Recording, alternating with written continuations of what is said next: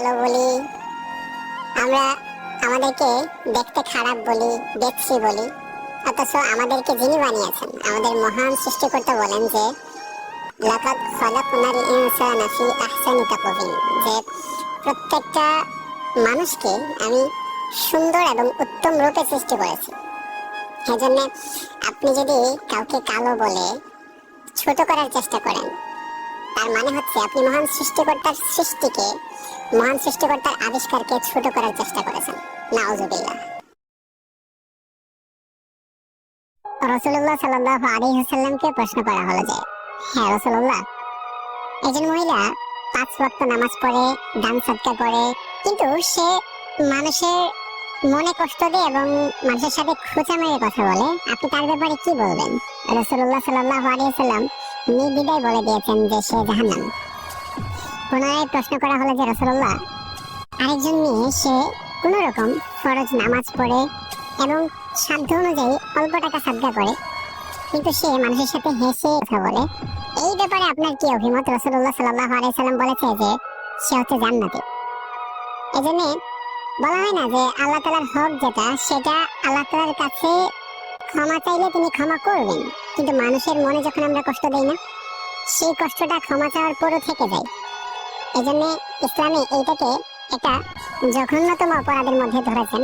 এজন্য চেষ্টা করবেন কারো মনে আঘাত দিয়ে কখনো কথা না বলার। ইবনে মাজাতে খুব সুন্দর একটা হাদিস এসেছে এরকম, রাসূলুল্লাহ সাল্লাল্লাহু আলাইহি ওয়াসাল্লাম বলেছে যে তোমাদের কারো জ্বর হলে তোমরা ভয় পাও না কিংবা এটাকে তুচ্ছ মনে করো না, কারণ জ্বর মানুষকে পরিষ্কার করে যেভাবে আগুন লোহার জং পরিষ্কার করতে সক্ষম। ইবনে মাজাতে